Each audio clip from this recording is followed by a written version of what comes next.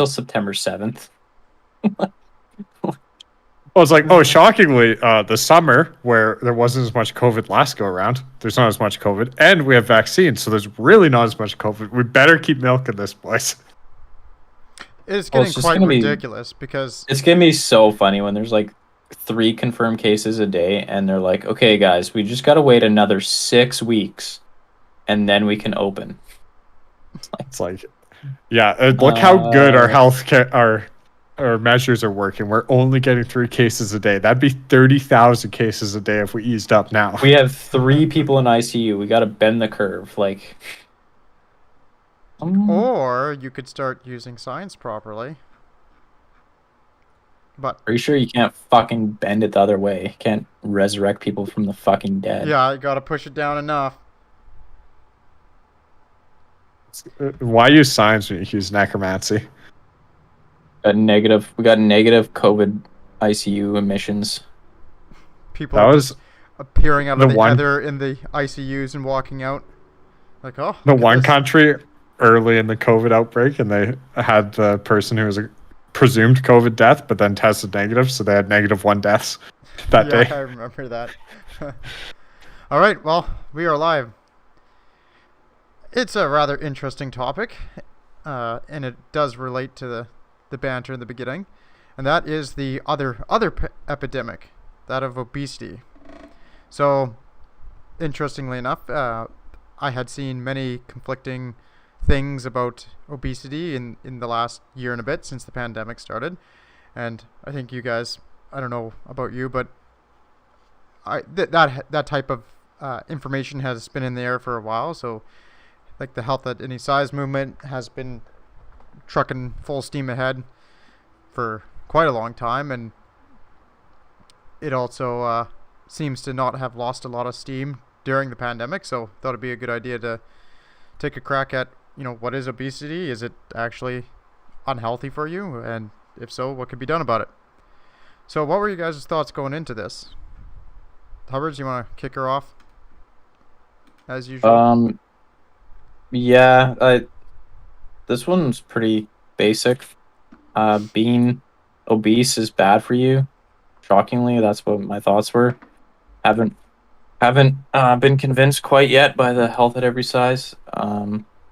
And I don't know, just generally in my mind, like the cause of it is pretty straightforward. You just, you look at every place that introduces a quote unquote Western diet and they just all become fat pretty much instantaneously. And that Western diet is just basically using sugar, fat, and salt to make everything really tasty, which means that you're just going to eat a lot more because you have these very... And that's like the very modern Western diet, because there's even big differences between the 80s and the 2000s for what people are eating, and it got a lot worse in that time period. True, but having not been around in the 80s, the classic Western diet of contemporary times is basically sugar, fat, salt, maximized to make it tasty. And then the other thing I was thinking is like exercise is good for you above and beyond just for weight loss, like just exercising. Even if you're already at a healthy weight, you should probably be exercising regardless. And then another thing I was thinking going into this is like the conversation about obesity is, I think, usually another one of those false dichotomies where one group will say, oh, you just need to, lose the weight. You just need to figure out, how to eat healthy and exercise and just, lose the weight on your own. It's really, if I can do it, you can do it. If, there's clearly people that are healthy weight in society, therefore you just need to follow what they do. Take personal responsibility. You'll be skinny in no time. And then other people who say, no, personal responsibility has no role in this. We need like society to change everything. Change the diets, change the education, whatever it is. Like we need systematic changes to allow people to lose weight. And it's just like, well, you can do both. Like you can take your responsibility for your own weight, and you can also lobby for systematic change to make those changes in your own life easier. So it's like, doesn't have to be one or the other. It probably should be both. Mm-hmm. Yeah, I had very little to add on thoughts before. Other than that, I did know there was an ongoing epidemic of obesity and a coincident epidemic of low activity, which I think are pretty common sense correlated. I actually didn't look into it too deeply to see exactly how correlated. And my initial thought was that there's no simple fix, otherwise countries would be implementing it. And the causation's hard to pinpoint. Obviously, diets change, but also lifestyles have changed significantly. Society's changed. Like what people do for work has become less active. What people do for leisure has become less active. People have more leisure. Like there's just a lot of things all changing.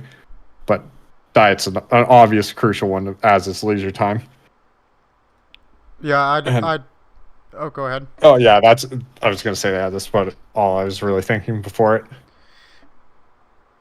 I don't really have anything to add other than maybe like watching the pandemic. The only thought that I had coming out of that I would add to your guys' thoughts would be, it seems to be pretty obvious that being overweight, pretty heavily overweight especially, is just a disaster in terms of surviving certain things like COVID. It seems like, all of your risks go up massively. Like all the comorbidities correlate extremely highly with obesity. So it just seemed like more impetus that people should be aware of the health problems that it poses. But that would be, other than that, I thought the same thing as you guys, virtually. All right, so do we want to launch right into just, what maybe is obesity defined as, and then, what the actual outcomes of it are? Sure. Yeah, I mean, it's pretty. I think like what obesity is it's a medical term, and it's just a level of overweight based on BMI. I guess is still the standard, which is just uh, essentially a normalized value for your height weight proportion. I mean, you can And sex. easily true, but you can easily just Google like a BMI calculator, throw your height and weight in, and you'll get a number. But like I think they are moving more towards body fat percentages and such on an individual assessment level. Like BMI is going to be okay on a societal level because it all averages out. But I think the body weight measurements are more useful for actual doctors or things like that, because an athlete is obviously going to be heavier than a non-athlete muscle mass, which isn't necessarily unhealthy. Absolutely, yeah. Like once you get down to like the individual level, there's going to be people that clearly fall outside the BMI parameters because, yeah, like you said, they have much higher lean muscle mass, which they're going to appear obese, but in fact they're very lean.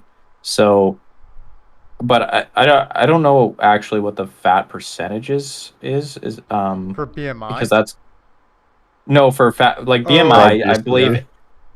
I believe BMI is just strict ranges, right? Anything 25 to 30 BMI is overweight. Anything 30 and above is obese, and then they have subcategorizations of they use obesity, which classes every like 5. 30 to 35 is class 1 and Yeah. 35 to 40 is class 2 or whatever, and over 40 is morbid obesity. And then fat percentages is obviously going to be different because you're no longer have that number. Yeah, I'm seeing around men obesity being like 25% body fat and women being 33%, somewhere in those realms. Yeah, and then so that's when you're going to measuring that is much more difficult because you're probably either going to have to get like take little calipers and measure, like pull your fat off you and measure how much there is, Or toss or they'll in those put a buoyant DEXA tanks. scan or whatever it's called, and basically scan you to see how much lean mass compared to fat you have.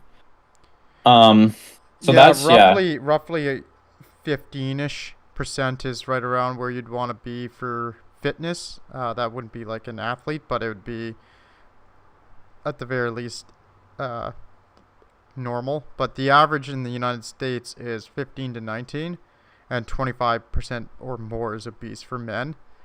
Yeah, so 20 to 25 is overweight. Yeah, exactly. And then, But ideally, you'd want to be sitting around in that fitness area, which is from anywhere 8% up to maybe 20%, not maybe even a bit lower. Because what they're saying is the average is 15 to 19%, but I don't think that's like the recommended. That's a healthy range, right, Yeah. for men, right? For 30-year-old men, they recommend 13%. And 19.3, well, 12.7% for 30-year-old men, 8.5 for 20-year-old men. For 20-year-old women, they recommend 17.7, and for 30-year-old women, 19.3, and then 50, it's 25.2 for women and 18.9 for men. So like way lower than the average person. Makes sense. Yeah. Because the average person in North America is overweight. Well, that's another one where you can be not overweight based on your BMI, but actually be overweight based on your fat percentage if you do absolutely no activity. Yeah, exactly. Well, yeah, the Yep. term skinny fat comes to mind, where Yeah, you yep. have very, very limited lean muscle mass, but you have a little bit I of used to live fat. that every day. And yeah, so Fucking disaster. that's good clarification, because obviously there's probably a lot of individuals that are going to fall into some sort of exceptional circumstance, Yeah. or not. BMI is not going to be fully useful for them, because I mean, I think skinny fat is very common. Oh yeah, I know. I used to be one of those guys, and I know others who are like that. And it's, even within my own circle of, which many of my own circle are actually relatively fit. There's still lots that fall in there. I was also going to say one of the main criticisms that I see of like, health when it comes to being overweight. A lot of people bitch about BMI, like, oh, you can't just encapsulate you're being fit, or your health due to your body mass index. It's not a great calculator, and that's probably true, right? Because you can have the athletes. One of the big criticisms I see is people point to the athletes like, oh, look at them, like their BMI is massive, like they should be overweight, but they're super fit. Maybe I'm a part of that, which is one of the most hilarious arguments, but that is one I do see pretty consistently. That because, it doesn't work for athletes, then it doesn't work for anybody else. And the body fat percentage calculator gets rid of that easily.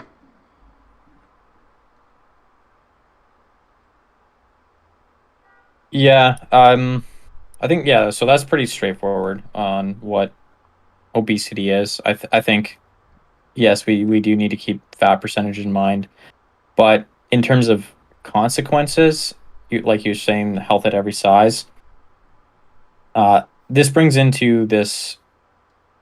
I think there's some logic here that does get a little bit confusing. I don't think it's that confusing when you get down to it, but seems to have confused a lot of people and allowed for like the health at every size movement to get a lot more traction than I think it should have, just due to people not thinking this through.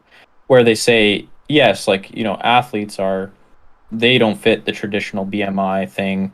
Therefore, it's not about like what your body is shaped like, or how much you weigh, or how much fat you have. It's about whether or not you're fit and you eat healthy, right? Like if you're eating healthy foods and you're exercising, then the fact that you're significantly overweight and you have high body fat percentage is irrelevant, because you're, healthy by other means, or healthy by other metrics. And I think the science is still, it has taken them a while, because obviously it's not something you can experimentally test. So that that's a big problem with health science, is you're left with a lot of quasi experimental designs, or observational reports, or large sample studies that just group people and then do statistical analysis without an actual experiment. And but the science is kind of narrowing in on body fat percentage being detrimental to your health regardless of activity level, and activity level being important to health, with obviously higher activity levels being beneficial and lower activity levels being detrimental regardless of your body fat percentage. So it's not like it's one or the other, or you can compensate one with the other. You have to do both to be maximally healthy. It seems to be like that trope of the couch potato who's actually quite healthy is dead in the water. Because I remember reading that about Was that. there a trope of that? Oh yeah, I would read. I remember reading about this like many years ago, where it'd be people who would talk about, they're like, oh yeah, like I sit around on the couch a lot, but naturally I'm quite athletic, and it should be that my metrics are pretty good because I used to run track or something like that, right? And to me that just seems not to be consistent with the reality with what you're saying, Hubbards. Well, it's just so out there as like You would be a statement. I mean, I can understand that people think like that because that's how little kids think, and I've read most that a people lot. don't You know where evolve I too came much. across that? I came across that multiple times in Reader's Digest when I was a kid reading that. Teenager reading that. That's what I came across. But yeah, like kids often don't understand how repetitive strain on your muscles makes them grow stronger, and they think everything's natural. So I could see that carrying on into adulthood for a lot of people, but it's really bizarre. It is bizarre, but that is I wouldn't say it's an opinion I run into every third person I talk to. Obviously nothing like that, but it was something that I had noticed in general like media writing more than once. So Well, I think strange. that's part. There's like the counterpart too is like the fat but fit. That is like the premise of health at every size, right? Is you can be fat, but you can be fit, and therefore your activity levels compensate for your fatness. Because you actually do have some activity level, that excess fat really doesn't mean anything. It doesn't impact your health in any way. Which is exactly what this argument is. That is the health at any size argument, and it's gone along. Like I've seen it because I remember reading that when I was probably like 16 or something like that, and thinking that's a very strange comment. That's not what I understood from health class or from like physical fitness class in high school. But there you have it. Well, and I saw it summarized well by one of the guys I was reading, and basically he was talking about how, yes, at a given weight, a given BMI, a given weight, people have heterogeneous health. So you can have someone who's, whatever, call it 35 BMI, who's obese, classified obese, and there's, they're metabolically much healthier than another person with the same 35 BMI. So that is something that happens. But what doesn't happen is that 35 BMI person being healthier than they would be if they were comparing them to a 22 BMI version of themselves, right? So you can be more or less healthy at a given BMI compared to other people, but compared to yourself, if you're doing the self comparison, you're pretty much always going to be healthier. If you control for activity level and keep that equal, you're going to always be healthier at the healthy weight versus the overweight or obese. And that's just, it makes logical sense when you break it down like that. But I think a lot of like, say, the health at every size logic or discussion tries to obscure that by making it not about not breaking it down into its component parts. So they use the language holistically. You have to look at the person holistically, and you have to blah blah blah. It's like, well, it's not about holistically. You have to come in and analyze it and compare the person to what they could be, and say, would they be healthier if they lost weight? And the answer is almost always, if they're currently overweight, yes. Like it's just pretty much always going to be the case. I could not find any scenarios in which being heavier was going to be better in terms. Well, I'll give you the one scenario in human history right here, and that's starvation. Yeah. Bring me back to the 1800s and let me bring over a wife from the old country, and I'll pick her based on who's the fattest, because she'll be able to survive the hard times better. Yeah, when there's the crop fails. Yeah. When our next Yeah. crop fails, the fatties She'll will make it. dominate. Yeah. So- She'll make it. The skinny pretty ones are all dead. But yeah, that is like the evolutionary advantage, which doesn't exist in modern society. Which kind of explains why it's an epidemic. And that is Yeah. the way that many governments have chosen to characterize it, despite, I think, the protest of certain groups. The Canadian government has done that. The CDC really likes using epidemic. That's their favorite. Well, like it doesn't. I don't know. Maybe it does make sense. Maybe there's more definitions of the word, but I think it's like, just colloquial. yeah, it's kind of like calling everything a war. People Yeah, like to that's exactly it. stir the people up. That's exactly what it is. But, so what were some of the actual problems that you guys noted with obesity? Now we're talking about being healthier, right? Well, what risk factors are there, or health issues are associated with obesity that you guys came across? And did you find rates, like what the actual rates were? I can kind of list off a couple to get us going. One of the biggest ones that I had seen, there's a lot from listed by the Canadian government, but things like hypertension, like high blood pressure, heart disease, diabetes, stroke, gallbladder disease, osteoarthritis, sleep apnea. That's a big one. I've seen that in people myself. And then there's also some cancers, and then also like mental health issues. One thing I will point out here, the low self-esteem and depression is something that they list, and that's a real one. I think. Well, but that one's definitely goes both ways. Like, it's a lot of depressed people eat a lot. Yeah, exactly. That one's one of those like it feeds into itself, right? Negative feedback loop Yeah. or positive feedback loop. I Well, guess it's technically. bi-directional, right? Exactly. It's not. Yeah. Bi-directional is a good way to put it. You and eat that, more, so like- you get fatter, so you feel worse. So you eat more, so you get fatter, so you feel worse. Man, imagine if it worked the other way and just get super ripped and then keep getting more. Well, I and think more it ripped. does for some people. They get addicted to working out and making gains. I had a buddy he would get headaches if he stopped working out because he was so addicted to the rush of it. That's crazy. But kept him super fit. So I guess it Gym worked. tan laundry. Oh, he was the definition of this. You know who I'm talking about. Hubbard's had a Maybe. his dad had a cafe in our town.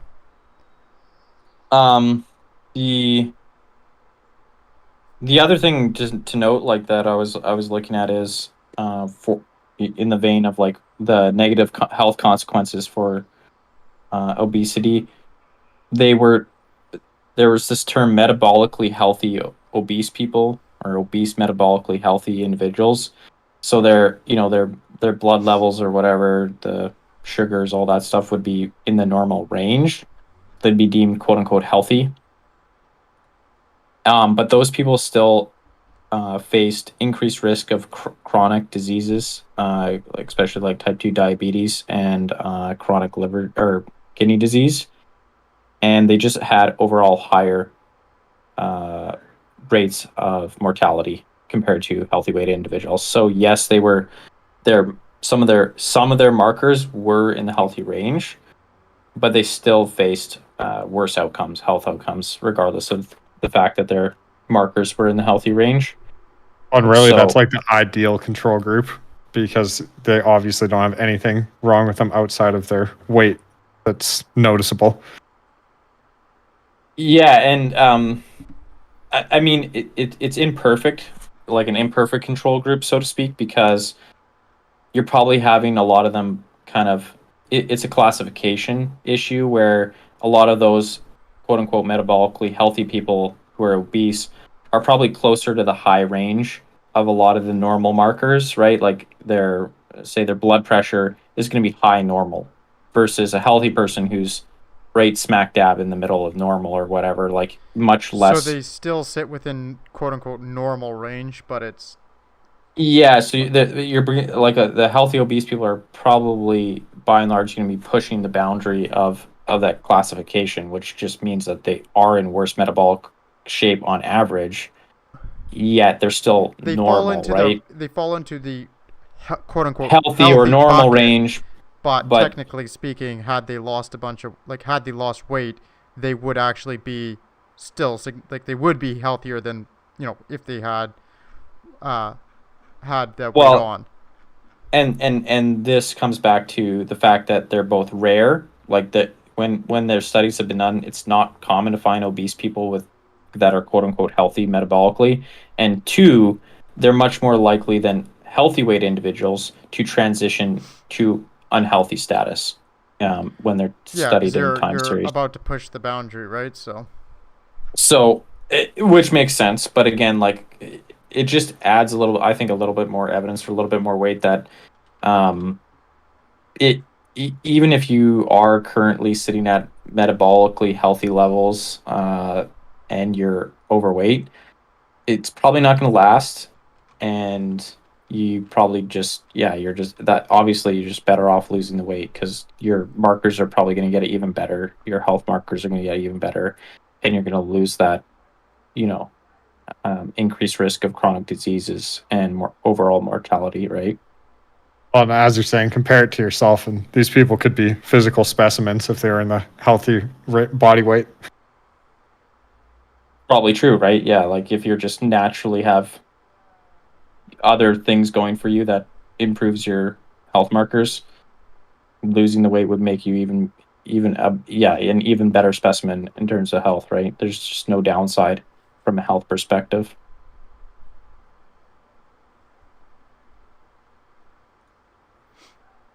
We want to transition off kind of I guess I had one other kind of specific illustration of obesity and health outcomes, which was like COVID-19.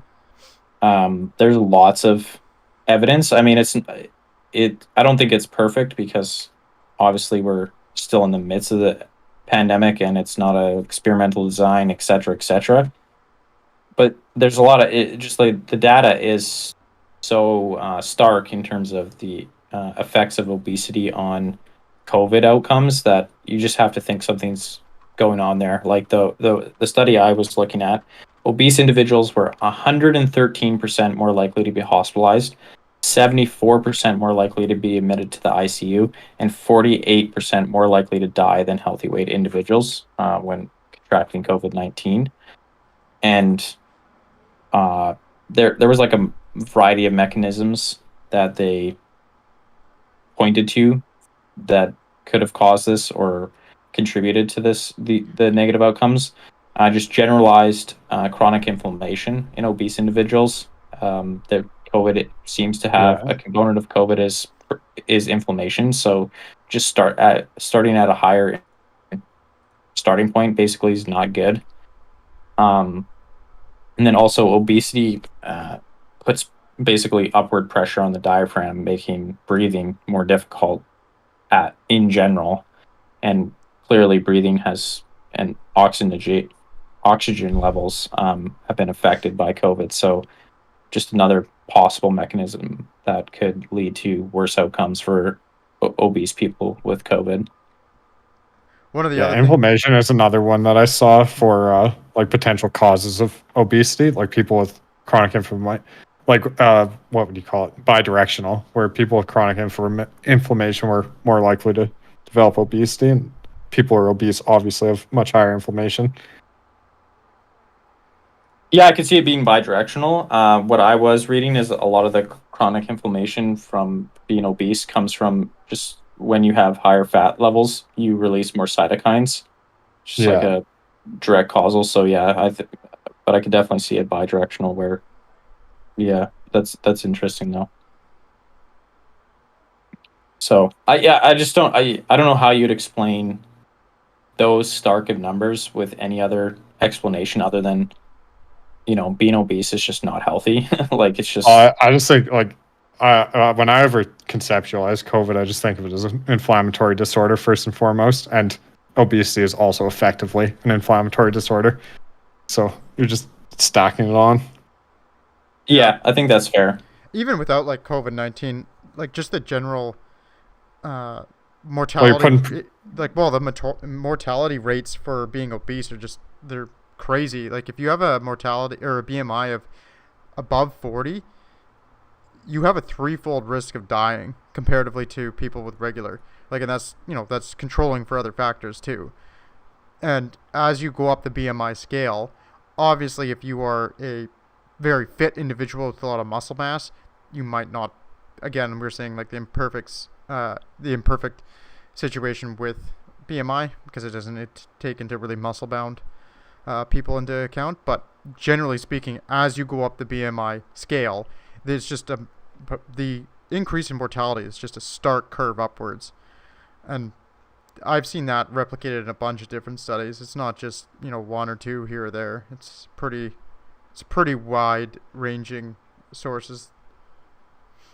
Well, like Price was saying, like for BMI, once you get to the population level, it is quite effective because thankfully the percentage of lean bodybuilder types in any country is exceptionally low. Yeah. So you're not throwing off the curve too much.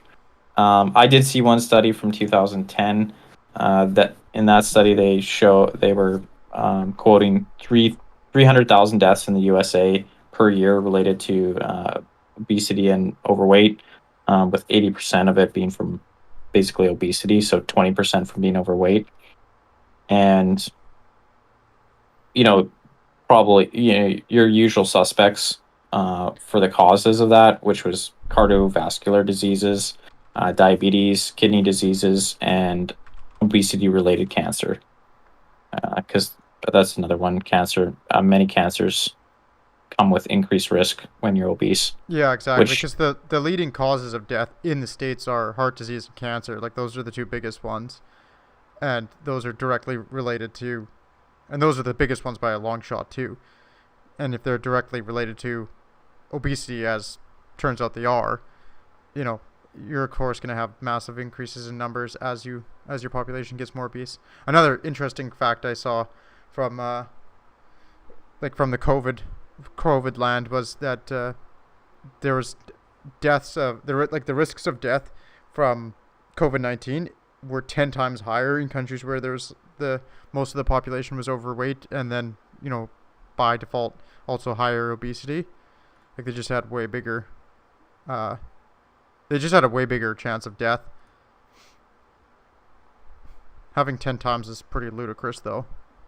I think it's a good segue into just like the actual dollar costs on the healthcare system of obesity and inactivity. I kind of looked into in BC, so British Columbia, taking it close to home. The cost of excess weight on the healthcare system was estimated at $2.6 billion in 2013, and smoking was $2 billion, so it's more of a cost than smoking. And then physical inactivity was estimated at $1 billion as a cost. And British Columbia is the healthiest province in Canada, so every other province, those costs would be higher.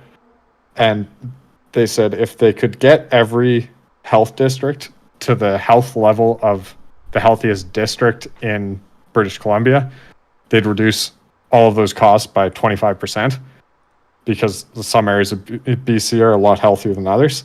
And if they could get that spread out to Canada, like if Canada was as healthy as BC, it would save like 10% of the costs, so like $5 billion in Canada, if everyone was just as healthy as BC. And so everyone's actually getting worse, not better.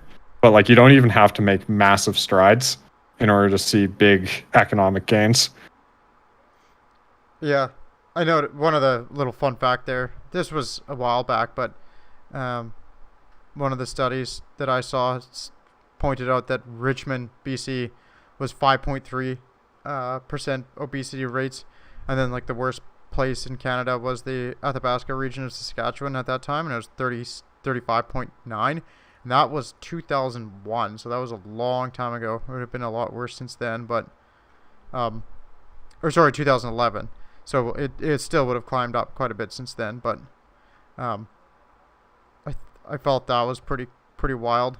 Like, just one city has such a massive difference compared to another. So it definitely shows that there's, other factors at play, right? Well, yeah, highly contingent upon like culture. In the in the U.S., I was seeing numbers of about 10% of all healthcare costs are related to overweight and obesity. I think Price, you had another number on inactivity. Yeah, I found an estimate that 8.7% of healthcare costs in the US were related to inadequate physical activity. So you're looking at 10 to 20% of healthcare costs eaten up just because of overweight and obesity and inactivity, right? Just, yeah, on the low end, 10, on the high, probably somewhere closing in on 20%, which is, I mean, that's huge, right? Like that, yeah, it That just could would be. yeah, that could be a fifth of your entire medical costs are related to just the weight and the inactivity of your people. That's pretty that's pretty ludicrous to Or be honest. inactivity, I was seeing that in the United States in 1950, 30% of Americans worked in high activity occupations. And then that had dropped to 22% in the modern day. So almost 10% down. And then low activity occupations rose from 23% to 41%. So it's like almost a 20% increase in low activity. So I think that's a good transition to just like generally talking about causes, right? Yeah.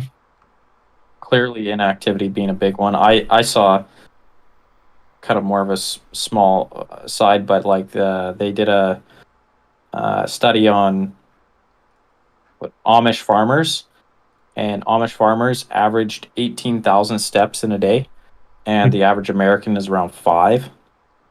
So, Yeah. so traditional kind of farming lifestyle, which I'm sure compared to even, well, I don't know for sure, but you'd think it would be probably on par with, say, hunter gatherers, or maybe even less than hunter gatherers, is, so much higher than an average American lifestyle where you're driving everywhere. And in the Uh, pandemic, if you're working from home, that's got to drop even lower. Probably. I mean, I do think, yeah, driving's a big one. Just having, your city set up such that it's not really built around walking places, even for Yeah. non-work activity, right? Like you don't walk to the store, you don't walk to your gym if you go to the gym, which you probably don't. You don't walk to see your friends or anything like that. You drive everywhere. That's just by nature going to lead to huge decline in physical activity compared to uh say prior to, especially like the suburban city setup where people walked a lot more places. Britain's actually an interesting case where they blame some of their rising obesity on the fact that it's now more common for a family to have 2 vehicles, because that means both of you can be driving to separate places at separate times. So no one's using the public transit and doing any walking. And one of the big excuses for why Japan does so much better than the rest of the world and developed world in terms of obesity is because they have brilliant public transportation. So they all walk a ton because they walk to and from their train stations or bus stops or whatever. But they're always walking longer to get where they need to go than people in other developed countries.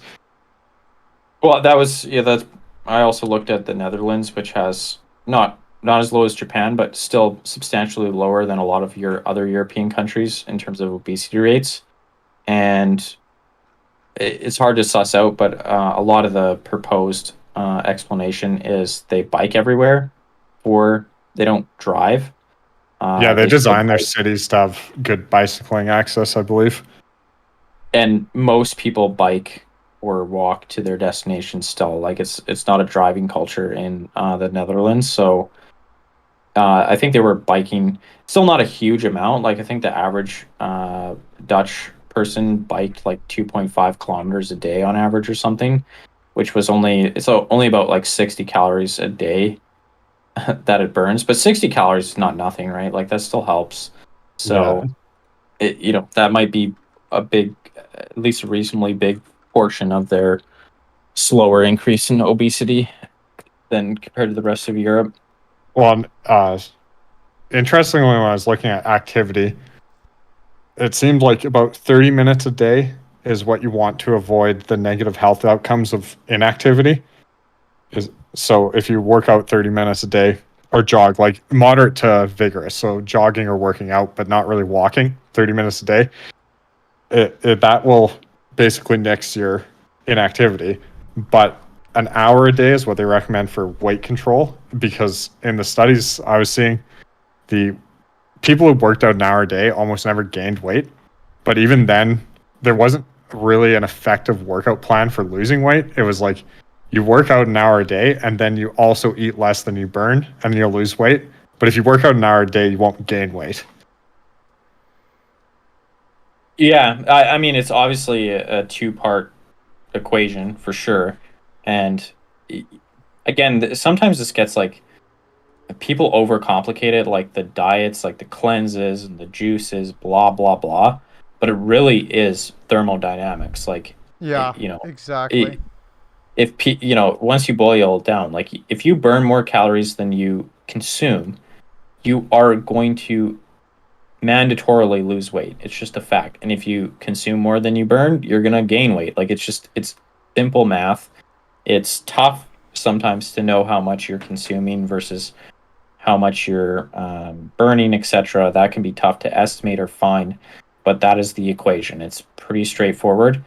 And I think honestly, inactivity obviously matters, but I think for especially the people that get into like the morbid obesity category, like it's the overeating that is just such a um detriment, right? Like I mean, it has to be just to reach that threshold, because the amount of weight the amount you need to eat to continue gaining weight still goes up as you gain weight. Yeah, Like because you need more calories to maintain that. Yeah, because you're servicing your existing body fat and then you're still adding more weight.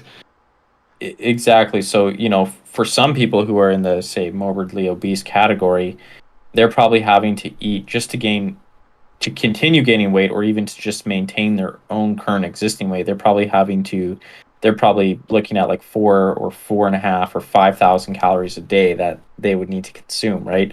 Which is pretty extreme, right? Like that is a ton of eating to do. Like, if you, or drinking, I guess that's a big problem, is drinking your calories. But Yeah. it just does get down to overconsumption of food. And yeah, I don't know. I think at a psychological level, I think it's probably easier to eat healthy when you're exercising. Just from that'd be my Yeah, I'd agree with that. I don't know. hypothesis. I know I feel Like, like shit if I eat junk food while I'm exercising, or like in it before, during, or after exercising. I'll feel like shit if I eat junk food. Yeah, yeah, I think it's like a change of self-conception almost, right? Where you're thinking like, I'm a person that works out, I exercise, I need to fuel myself, and most people's idea of fuel is not going to look like soda and chips and shit. Like that's just, you're going to think like, oh, that's not adequate for my active lifestyle or whatever, right? So do you think there is kind of a feedback loop there, where if you are exercising, it just becomes also easier to cut the shit food out and just you know convince yourself that you need to up your game in terms of diet? Well, and it's also like the like diets that most people try, where it's like trendy, and they don't pair it with any sort of exercise. Like they'll lose weight and then they won't maintain losing the weight, is 99% of the time.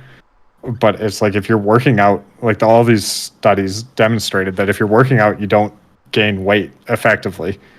So that if you lose weight while you're working out, you keep that weight off because you're still working out.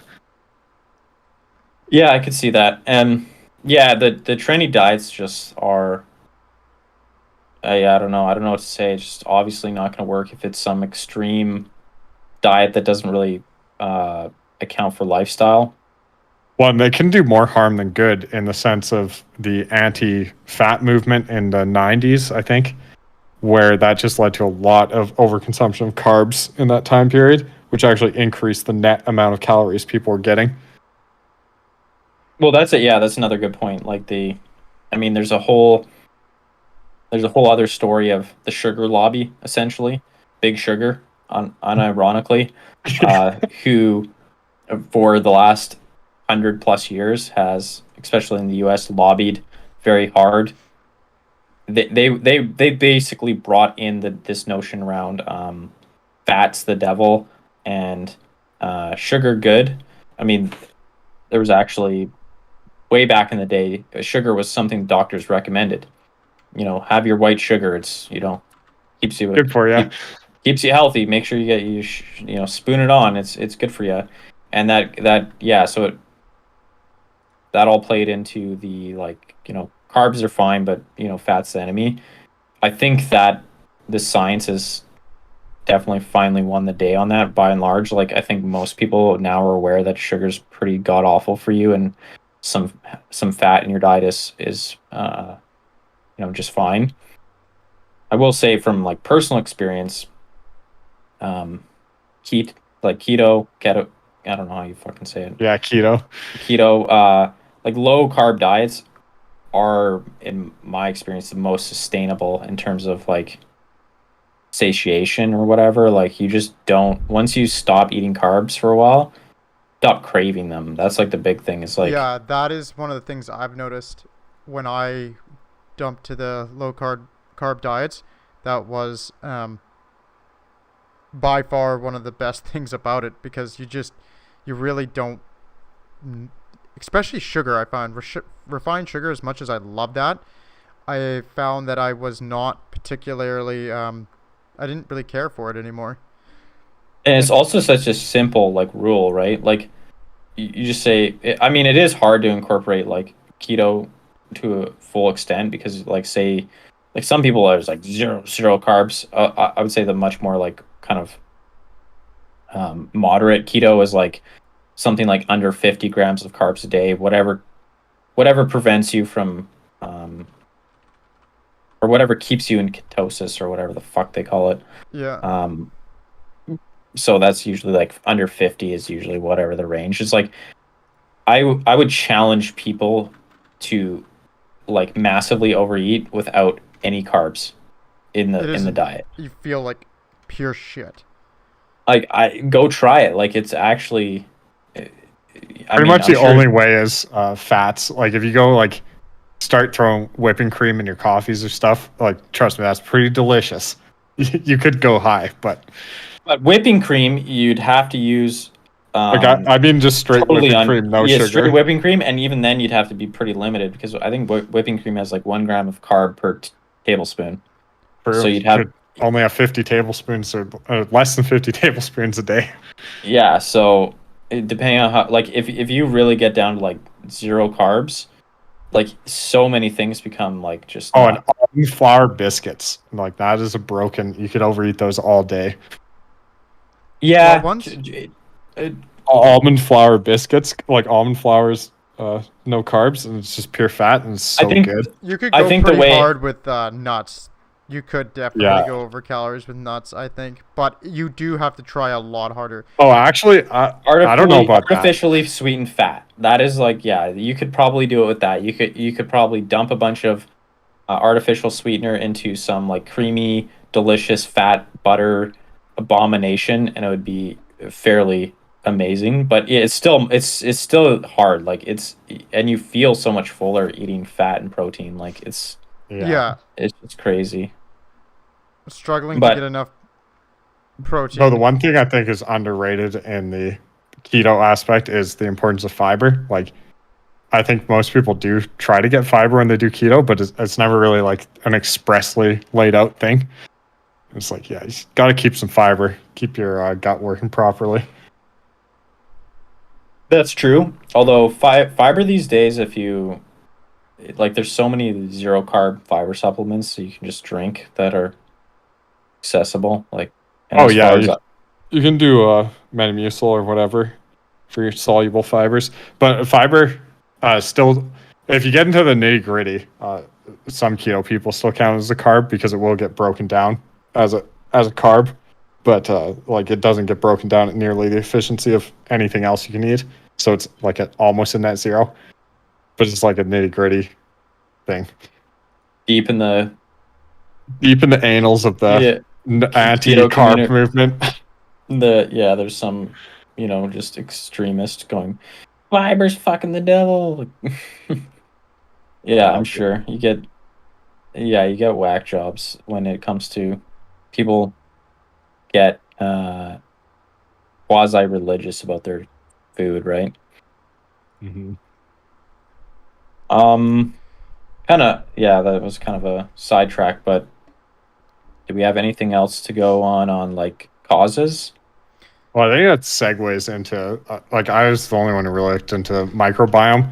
Microbiome is kind of like the cutting edge of uh, trendy science right now, I would say, and I think it deserves to be trendy science because it's very interesting, but it's also very far from being understood or having heavy applications in the real world. And so, what the microbiome is basically the collection of bacteria, almost predominantly in your gut, and how that affects the health of your body. So the current estimates are about half of the cells in your body are bacteria. Before, there's a really trendy back of the envelope paper that suggested it might be as high as 80% of the cells in your body are bacteria, which would mean that you're predominantly bacteria. So it's always a good headline, but that's not actually the case. It's probably more around 50-50, maybe a little less. Still quite a bit, though. But bacteria is a huge component of the ecosystem of the human body. So, and this is kind of where it's too complicated. So you can effectively make it a black box, which is what's usually done, and look at your calories in, calories out kind of equation. But your microbiome health will actually adjust your calories in, calories out equation by a small amount, but enough to matter because your bacteria is breaking things down. So, instance of fiber, which is the most obvious one, like 1 gram of fiber is like 1 calorie or something, because that's how much energy the bacteria gives back to your body. I think it might even be less than a calorie. And then things like sugar, like a simple sugar, is almost 100% of the energy in that sugar is just going right into your body. The bacteria doesn't have to do any work to break that down. And that changes like the makeup of your microbiome, because the bacteria that don't do work proliferate because they don't have to do work. And the bacteria that do work die off because there's nothing to work on. So that's where like fiber is important for a healthy gut, because you need your bacteria that work hard in your gut. And what they've done with germ-free mice, which are mice that are specifically bred not to have any bacteria in them, is introduce microbiomes from an obese mouse and microbiomes from a non-obese mouse into these germ-free mice, and then feed them an identical diet. And the germ-free mice with the obese microbiome become obese, and the ones with the lean microbiome stay lean. So it's suggestive. And then they took these and they repeated it with human microbiomes, where they took human microbiome and did the exact same experiment with the same results. So it's suggestive that your microbiome plays a role, but it definitely goes both ways, because what you eat influences the health of your microbiome. But things like antibiotics can be really hard on the microbiome because it just indiscriminately kills a bunch of bacteria. Yeah, it does. So if you take a course of antibiotics, it's definitely good to take some probiotics afterwards. Yeah. And try and replenish that. Yeah. Every time I've taken a round of antibiotics, that's exactly what I've been told by a doctor. Just like, get some probiotics, give them a go, because it will screw with your gut. Yeah, that's also why I think people recommend just eating probiotic foods as like a regular part of your I've looked diet. into that outside of this, and there's not really much efficacy for that helping your microbiome diversity very much. Like eating yogurt every day as opposed to eating it like once a week, your microbiome's not going to be significantly altered, because the bacteria is there at that point, like it's seeded, and then like it's how much it thrives in your gut is based on what else you eat in your diet is going to have more of an impact. So that's where like the newer thing you'll see is prebiotics, which is basically food you eat that helps the good bacteria in your gut grow and dominate your gut. And the one study I saw on humans is that they took some kids with a genetic predisposition towards obesity, and then they took some kids that were just obese, and they fed them both a diet that was high in fiber, but only high in carbohydrates, but only complex carbohydrates. And then they cut their calories by 30%, obviously. So their fiber went from 6 grams to 49 grams a day, 30% calorie reduction. And they lost 9% of their body weight in 30 days. And the ones who did it for 60 days lost 18% of their body weight. So it's a very effective dietary method to attempt to improve the health of the microbiome. So that's like the cutting edge, and I think there'll be a lot of interesting research coming out of that. But I couldn't find anything definitive. Yeah, I've seen quite a bit on the margin so far with that, just through people experimenting online with certain things, or like changing their diets up quite a bit. Um, I think it is the cutting edge, and people there's getting a lot of research that needs to be done still. But a lot of the anecdotal stuff from what I would consider more reasonable people online who have tried this stuff, it seems to be pretty promising. But yeah, it's extremely, like, to me, it's extremely interesting, and I think Well, I think can't wait to this is see where it goes. this is where the inflammation came up, because an unhealthy microbiome is considered to promote inflammation in the body in general. So like that's, I think a diet of high in sugar has higher inflammation, and the reason they think that is because this bacteria that eats the sugar in your microbiome signals inflammation triggers in your body. I So know it's that like, rosacea, which is a lot of the time considered an inflammation disease for by a lot of experts, they really recommend like low sugar diets. That and dairy for depending on the people, but a lot of the time, I never see sugar being talked about as good for And I rosacea. feel this is another hypothesis I have. I feel like when people say dairy, they really just mean milk. no, And that 100% they just mean milk. And I think a big percentage of the reason that dairy gets like a bad rap, and milk is bad, is because it has so much goddamn sugar. Yeah. Like, Yes. Well, not even that. It's like, if you can digest the sugar, it's not great for you, but most people are not effective at digesting lactose.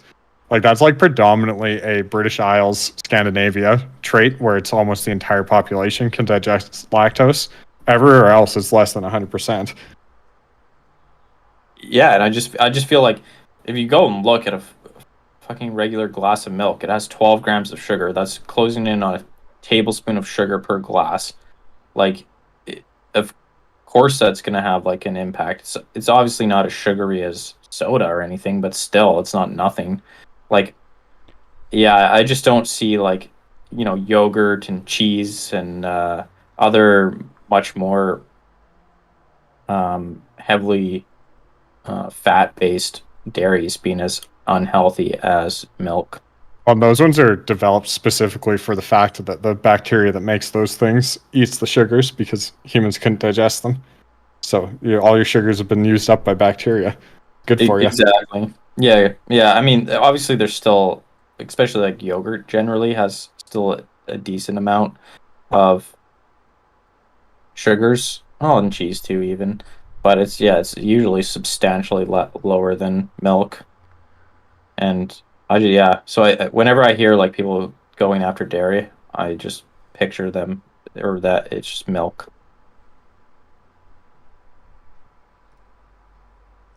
Yeah.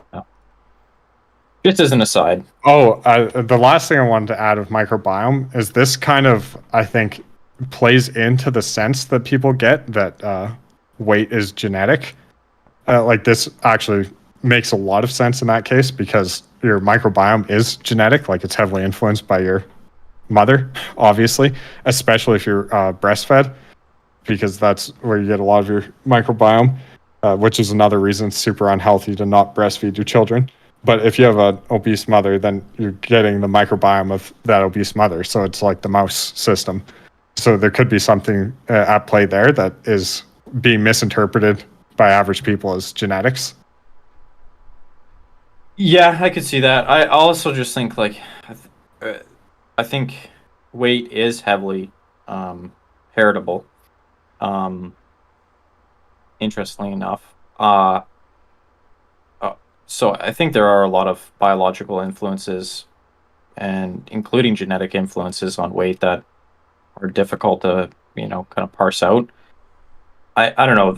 I give some credence, I guess, to like the notion that there is kind of like I don't know, even know what you'd call, like, a kind of a natural set point for weight that people are kind of have a tendency towards.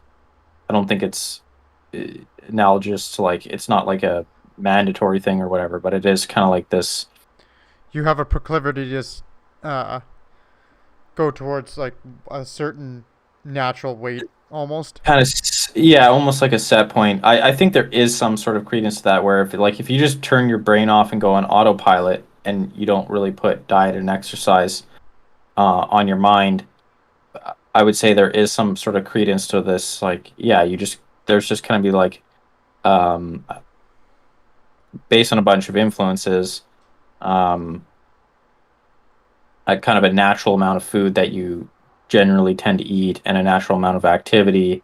Again, it's not going to be perfect, but there is going to be some sort of tendency set point that you're going to trend towards a little bit. I do think there is some credence to that. I mean, maybe it's bullshit, but Yeah, in I my think a experience, lot of people in the health at every size or in those other types of movements would say, "Well, see, exactly, like I can't control it at all." well, that's my point. Is like I don't think that makes it like that means that it's uncontrollable. I just mean like thinking back to say my own personal experience and just other people I've seen when I wasn't really thinking about weight or whatever as much. I had access to all sorts of terrible food, and I didn't eat healthy, and I didn't really exercise that much. But I never like was motivated or inclined to overeat to a high degree, even though I had access to a bunch of junk food and I like junk food. But I never ate like four You're thousand just calories in a day. you're just a It just weirdo. That's all I it can just Yeah, say. I didn't. mean, I definitely crush more than 4,000 calories in a day. Yeah, On I the, can easily like if I'm not careful, I overeat like mad. It's I mean, I definitely get what you're saying, but at least in my I life to do this think point, you're it's definitely yeah. been environmental. It's been a bigger influence than any sort of natural. Like if I'm playing sports, I drop a ton of weight pretty quick, and that's probably the biggest thing that influences me.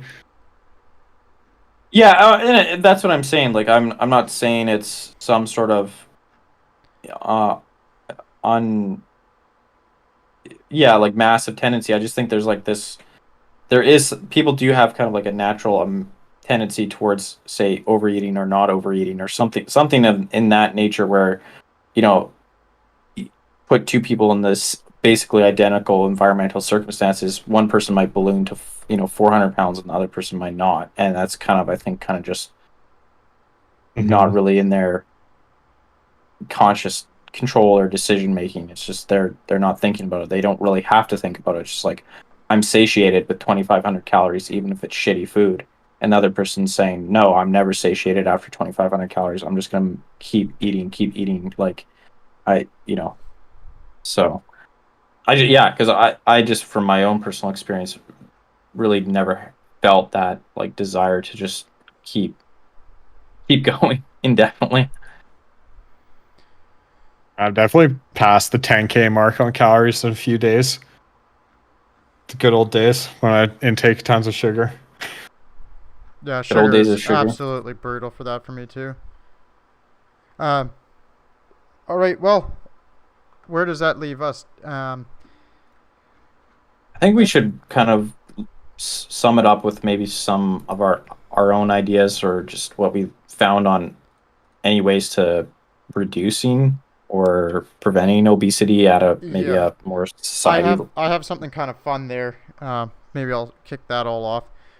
What I noticed was Canada has changed the guidelines in the middle of the pandemic around obesity, and in essence, what they had stated was that it's no longer determined by like your obesity is no longer to be determined by weight alone. This is not like the Canadian government itself, but it is one of the major. It's like Obesity Canada.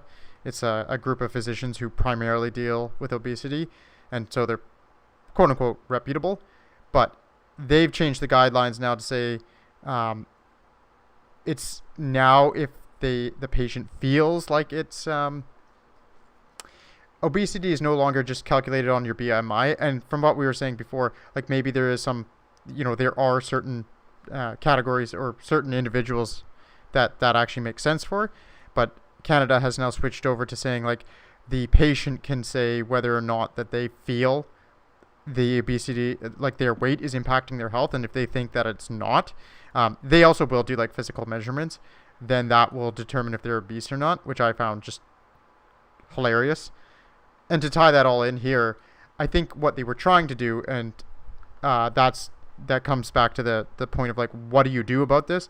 I think what they were noticing is you can't actually treat obesity through saying, hey man, get on the treadmill, eat healthier. People like it's so there. I actually, especially somebody like myself, like it is not easy to control your weight when you have shit around the house, or if you have somebody, or if you just like, so for instance, before the pandemic, like my work always had stuff around the office, always, like they really liked it. And it's very difficult if you are, if you're just a regular person to do a good enough job to always control yourself, right? Like, especially with my job, very stressful. A lot of people, like, they just go straight for the junk food, and they had a lot of that.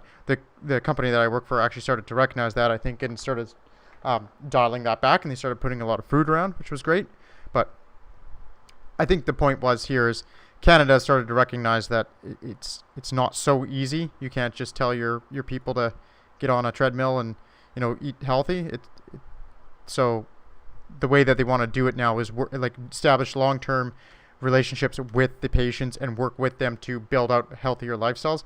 Unfortunately, they went a little silly and they started allowing the patients to determine whether or not the obesity or their weight impacts their health, and that then gives them the obese record or not, which is like, it's a little like saying, we've noticed there's a scan of colon cancer, like the scan for colon cancer has come back positive, but do you feel like it's impacting your health? And if you say no, that it's not really a problem anymore. Like, we all know that that's just a pretty ludicrous way to approach it, but that is apparently the way that these Canadian doctors are going. I hope that they are dialed in enough to actually trying to take care of their patients, that they won't allow that to be, the only way that it's dealt with. But I think there has been some movements towards in Canada. Like, a part of this is good. It's now a chronic condition and it needs to be managed as such. And I do think that that's true. Like, somebody like myself, who I've been struggling with my weight on and off, and I would say relatively functional, not like the most functional person of all time, far from it. But, even as somebody who's very aware of all of this, it's still a pain in the ass. I am glad to see that there's some changes coming along the pike. It is in Canada, it's coming down with some silly ones too, unfortunately, but we'll see how this one pans out here in Canada with the new guidelines. But I don't know what else you guys have found on how to manage it properly. Well, if I was to like make an analogy to smoking, I think, which I think makes sense to me. The notion that telling people it's bad, I think, does work. Like, a big, well, I can't say for sure, but I would say part of the success of getting people to quit smoking was really hammering home how bad it was for people. Like, if you make the notion or the idea that this thing is actually just bad for you, known, and you just hammer it home over and over and over again, I think people will respond to that. Like, they're going to be thinking in the back of their mind, like, I think this is true for smoking, like, man, this is a terrible thing to, a terrible habit, a terrible thing. It shouldn't be, say if you talk about inactivity and being overweight, obese, I think I think a lot of people have a bit of a flippant attitude towards it, where it's not a big deal. Like, it's just a little bit of extra. It's a little bit of extra weight. That's fine. Everyone's metabolism slows down when they get older. Like, everyone gets fat. So many people around me are fat. Like, what's the big deal? It doesn't actually, like, I'm not actually putting myself at risk. I'm not actually shaving multiple years of life off. Like, they have a bit of a blasé attitude towards it, where it's just that definitely does not exist for smoke. Because claiming all the titles here, I used to be a smoker as well. Nobody would ever look at me and say, like, oh, that's good for you. Like, there's nothing, you were definitely looked, especially in the city that I live in, it's just not acceptable to be a smoker. Like, nobody, especially in the more educated realm, just nobody accepts it. And if people figure out that you're a smoker, they look down upon you, really. Like, depending on what group you run in, but like the groups Unless that you're I smoking cigars. did, yeah, but or weed, Yeah. especially in this damn city. Yeah. Again, so yeah, like what I am saying is I think there is a space for messaging that like this both inactivity and obesity are bad for you, and you should feel bad when you don't, make Yeah, changes. Like I think that's a good point, because smoking has been wildly successful. We've pretty much hit the point where the messaging isn't going to really work on the people who still smoke, and we're not even close to like getting that sort of level of saturation of the idea that physical inactivity and obesity is bad for you. Like, it would definitely have a ton of people that are physically inactive and obese that wouldn't be if it was given the same treatment as smoking. I absolutely do agree with that too. I do think that there's something to be said for the new Canadian way, where it's like, okay, let's try to establish a long-term relationship to treat this as the chronic condition that it's going to be, because they're going to have to deal with this their whole life. But I absolutely like, the part of the problem with the new guidelines here in Canada is that it's like, don't upset people, don't be mean to them. And you don't want to be mean, like, you don't want to be a dick about it, but it's all about affirming essentially their identity or whatever. Like, that's really what it seems to be. And I don't think that part of it's going to be well, and again, I think effective they're at all.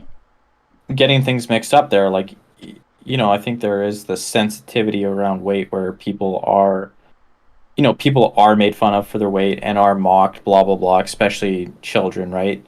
And I think people have a big sensitivity around it, maybe in a way that's viscerally different than, say, smoking. That being said, like, telling people that something's bad for them, it's not making fun of them. It's not Yeah. belittling them. It's not, bullying them. It's just like, you're literally just giving them scientific, factual information that, listen, this choice of yours or this decision, or even if you don't even frame it in the terms, like, this current condition, your current situation, regardless of how you got there, you don't even have to heap all the blame onto them, is bad for you. And then I think that just percolates into their brains, and like when they face a decision of, oh, should I, order that second dessert or blah blah blah, like, it will, little by little change their thinking pattern and their incentive structures. And I think there's probably, again, going back to smoking, there's probably a lot of other things we could do for obesity that have been effective in other health campaigns that just don't get tried. And again, I think because a lot of it's related to food is essential to all of us, so it's a lot harder to like kind of regulate and fuck around with. I also do think that there's a part of the problem is actually like the health at any size movements, like these, and the fat acceptance movements. I actually do think that they exert enough, because in the articles I was reading about the new health guidelines, like, they were discussing it with those movements, and like, that was a part of the discussion. And when you're engaging with these groups who are clearly not on, like, they're not using any science whatsoever, and you're using that to make some of your decisions, or at least taking it under consideration, when it's absolutely clear, like crystal clear, that it is, like, their arguments are garbage. Like, there's no other way to say it. They're just garbage. That is going to derail a lot of the conversation and how to get it done properly, right? But again, I don't think that, say, the health at every size movement is responsible for us, say, not taxing unhealthy foods. Like, I think the political will behind taxing, say, unhealthy foods is a lot harder to muster than taxing cigarettes. We do tax unhealthy foods. I just bought ice cream and chocolate bars the other week, and they taxed me. Sales tax? Yeah. Well, I guess, I mean, sin tax punitive taxes above and beyond regular sales tax. Yeah, like Mhm. alcohol or Yeah, tobacco like in that's Canada. people don't really notice the 12% versus 0%. Yeah, So. they don't care. Yeah, so I'm more talking like, cigarettes without tax would be like a couple bucks a pack instead of 15. Um, that's like a really hefty sin tax on, say, unhealthy foods. I think the political will is a lot harder to gather because everyone eats food and almost everyone eats unhealthy food at some point. And I think it's a lot harder to sell to say, well, we're going to decide what foods you should and shouldn't eat and which ones should and shouldn't be taxed when food's essential. Like you can go your whole life without smoking, no big deal. You can't go your whole life without eating. So it's just like it's a different thing that is much more complicated and ingrained in people's mind as like something they probably don't want the government messing with, which I think is fair enough. Like I think it's a more touchy subject and should be a more touchy subject to say tax foodstuffs punitively than say cigarettes. That's my Yeah, thoughts on because that. exactly as you were saying, some people are going to go to the store and buy a chocolate bar, but they are not going to go to the store and buy a pack of cigarettes. Like that's just not going to happen, right? And so it like I do think that you're absolutely correct in the sense that it does make it a lot harder to have these discussions politically, despite like regardless of the health at any size movement. But I do think that in particular, something like in Canada, what's a part of the problem is these movements exerting some, at least with these current, like the new guidance, like they are exerting some influence, and I do think that, you know, Yeah, it makes the I guess I'd conversation be. harder because if you have places like CNN and whatnot, like that's what they're, that's what they're, a lot of what they're running. Like that becomes, it just makes everything a more difficult discussion to have. I think it really definitely should be the case that should be able to just have the science, like the scientific discussion. But Yeah, but again, like I'll go back to what the New York. They tried to introduce a um, sugar Sugar drink tax. tax as well as a size maximum on drinks. Oh man, American sizes are actually wild. I always forget about that. Yeah, but that caused like more pushback and outrage than the like literally any other political fucking happening in the United States Worse than history. banning guns. Exactly. Like people were like, Second Amendment be damned, like, or yeah, like secondary to this. Like you cannot come for my fucking 72 ounce. Like I will fucking die before you take my 72 ounce drink from me.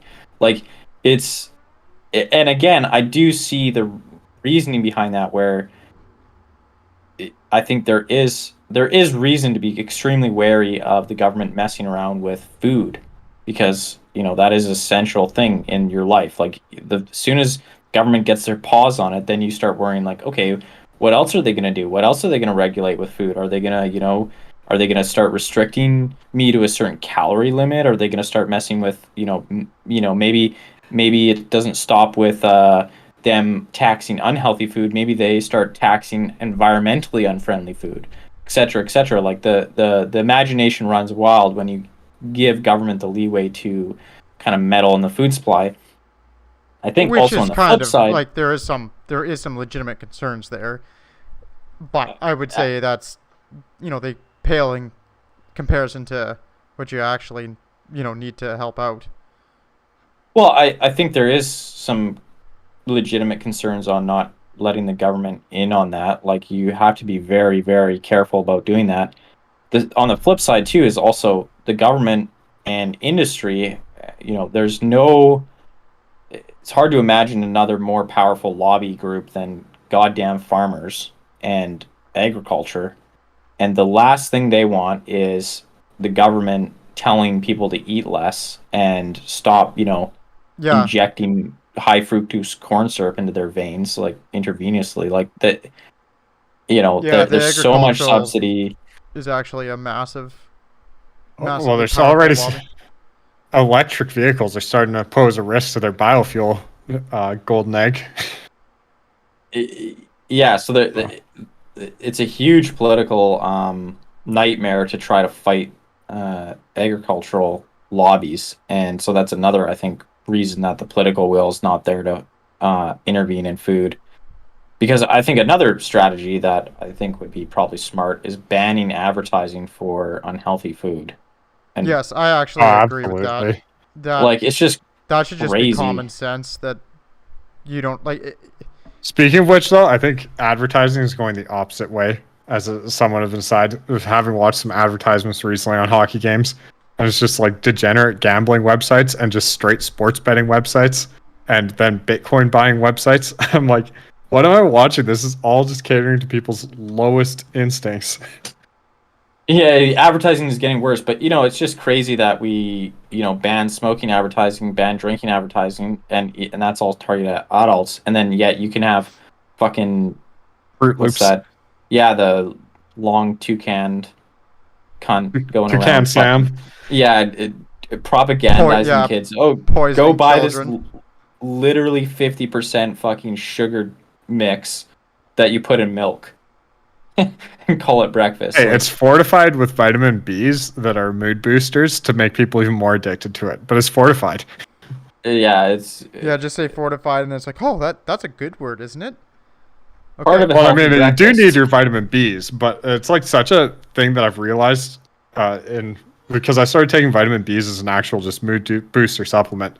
And those things are put in everything for the exact effect. It's like you feel good after eating it because there's vitamin B fortified in it.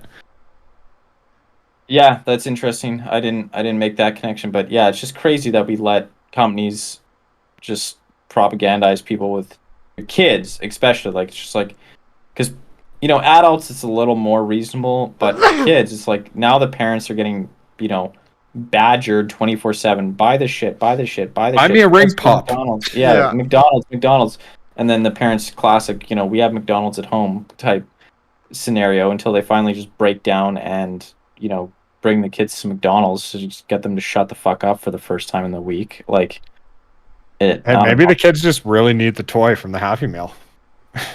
Like, yeah, exactly. Like, there's no... I don't the think old there's little kid loot box. no justification for having Happy Meals on TV and Happy Meals advertised. Like, it's just actually fucking degenerate. Like, there's no other way to put it. It's crazy. That was interesting because Disney only agreed to repartner with McDonald's after McDonald's made their Happy Meals meet a certain health standard in America.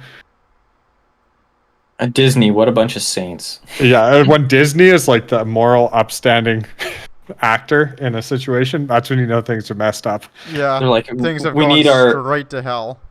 little, Star Wars watchers to grow up to be adults to buy tickets. Otherwise, you can't have them dying in childhood from malnutrition. McDonald's, you have to at least provide something. Yeah, I just don't see a justification for keeping advertising of food to children.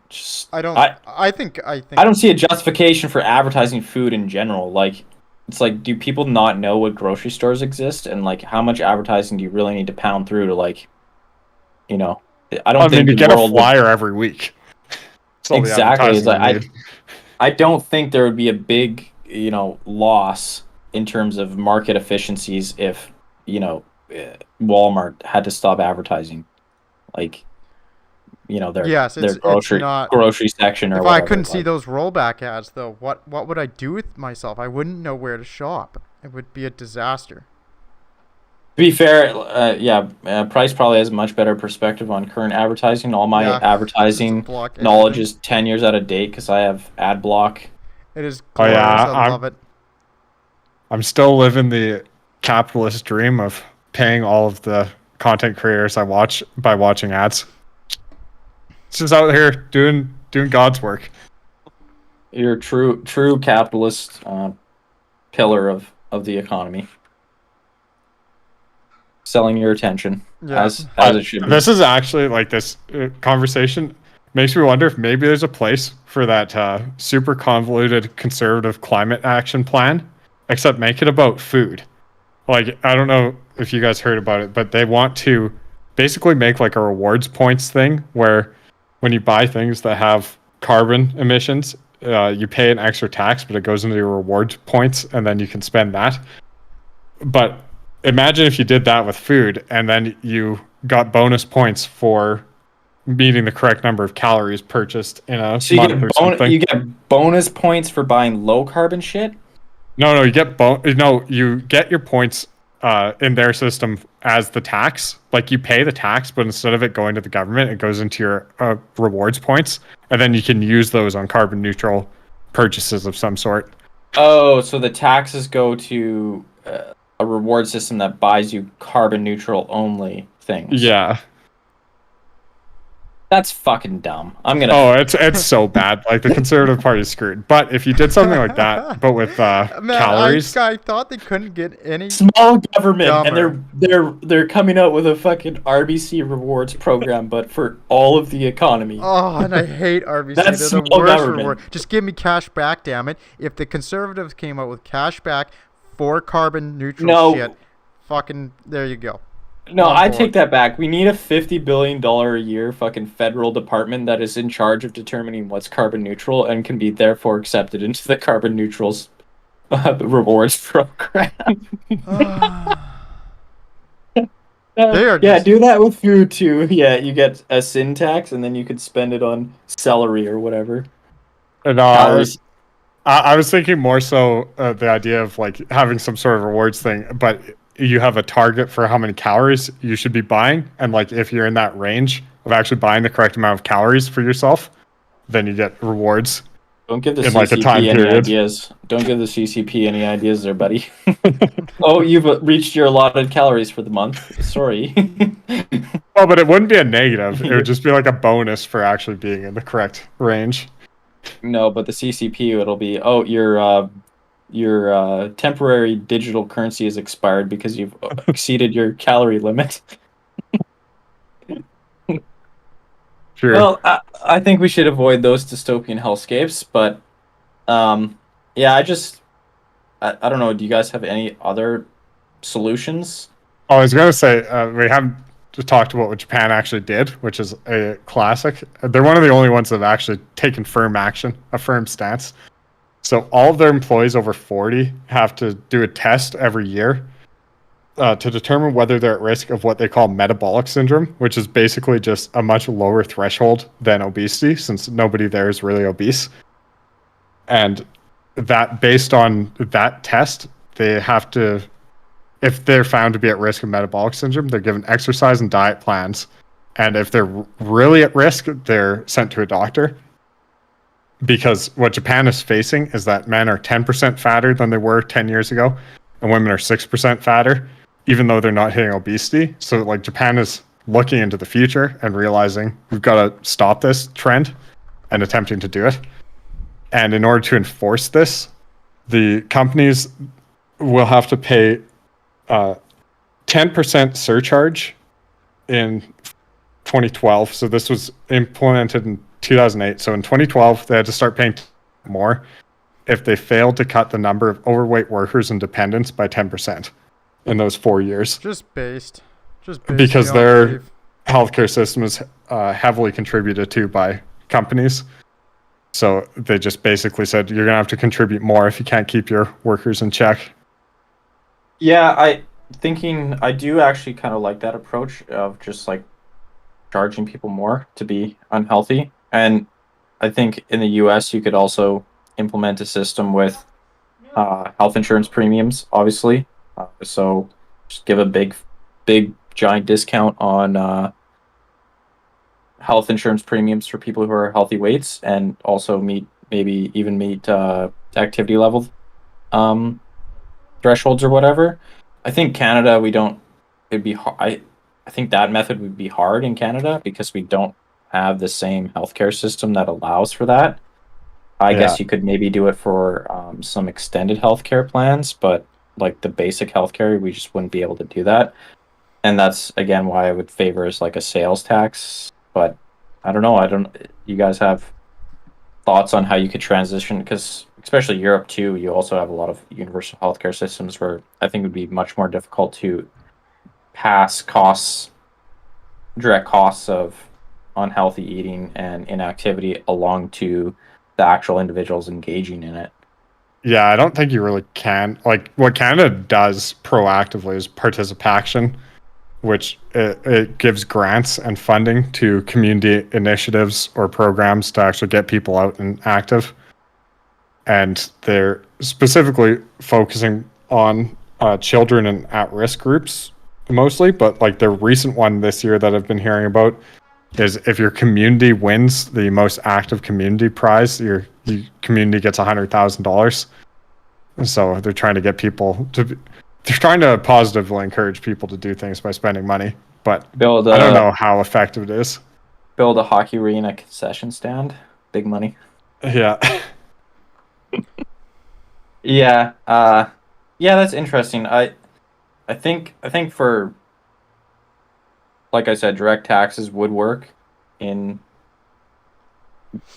pretty much every country, but other ways to pass along costs, yeah, I think you could also try tax credits. I think there was some sort of tax credits for, like say, children's fitness classes, and Yeah, the Conservatives brought in a bunch of credits for children being enrolled in activities, and even gym passes or some shit. Wasn't that a that tax sounds credit that sounds right? Like, because that all actually falls under participation. Like, it's a bunch of tax credits, but the Liberals under Trudeau have removed that. The Liberals actually axed participation in 2001 before Harper brought it back as well. So, interestingly enough, the Liberals are not as progressive on this front as the Conservatives have been. Well, that's because bought and paid for by big canola. Yeah, I was gonna say they're just, it's some sort of deal between Trudeau and one of his corn buddies. They want people chugging canola, sitting around on the couch, sitting around eating margarine by the tablespoon. Exactly. Just gotta give those kickbacks. No, they probably hate canola. It's too Western. They're more for the dairy farmers. True. Do you guys have any other closing thoughts? I think that's about it. That's it for me, honestly. I think covered most of it, and we're a good hour and a half in, so it's pretty good. Yeah, obesity bad. Obesity bad. Big thoughts. Science pretty obvious. End of story. Stuff complicated, hard to parse. Solutions not easy. Nuance required. But most people not capable of it. Therefore, problems persist.